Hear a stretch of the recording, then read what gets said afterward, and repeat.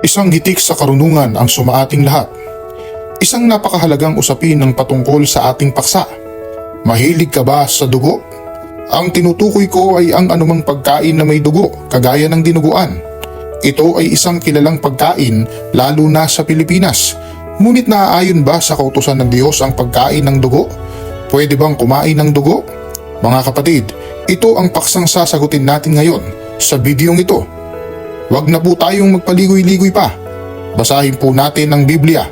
Sa Aklat ng Mga Gawa, Kapitulo 15, ang mga talata ay 28 hanggang 29, 19 hanggang 20. Sapagkat minagaling ng Espiritu Santo at namin na huwag kayong atangan ng lalong mabigat na pasanin maliban sa mga bagay na ito na kinakailangan, na kayo'y magsiilag sa mga bagay na inihain sa mga Diyos-Diyosan at sa dugo at sa mga binigti at sa pakikiapid.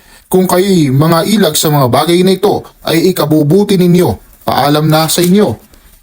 19 at 20. Dahil dito'y ang hatol ko ay huwag nating gambalain yaong mga hintil ay nagbabalik loob sa Diyos, kundi sumulat tayo sa kanila na sila'y magsilayo sa mga ikahahawa sa Diyos-Diyosan at sa pakikiapid at sa binigti at sa dugo. Maliwanag sa ating binasa, pinaiilag at pinapalayo tayo ng Panginoon sa dugo.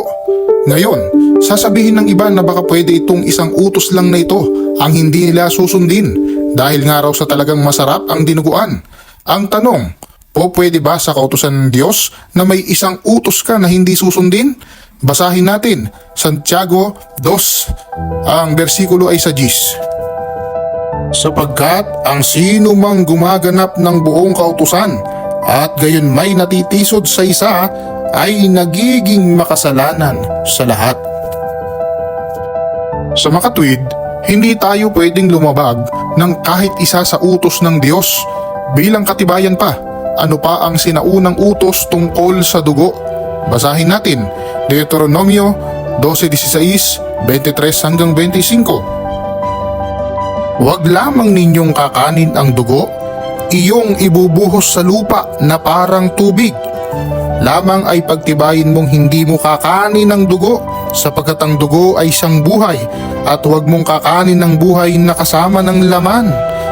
Huwag mong kakanin yaon, iyong ibubuhos sa ibabaw ng lupa na parang tubig.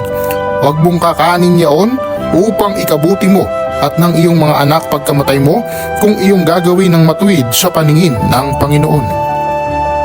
Ano pa pong katibayan?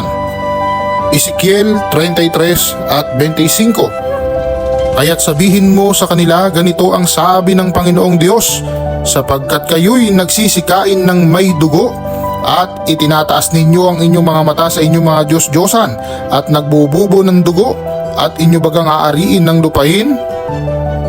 Ito po ang isa sa dahilan noon kung bakit pinarusahan ng Diyos ang Israel, dahil sa pagkain nila ng may dugo. Sana po ay may natutunan kayo sa paksang ito. At kung nagustuhan nyo ang bidyong ito, ay huwag po kayong mag-alinlangan na i-like, i-subscribe at i-share ang bidyong ito upang may palaganap pa sa iba ang karunungang ito.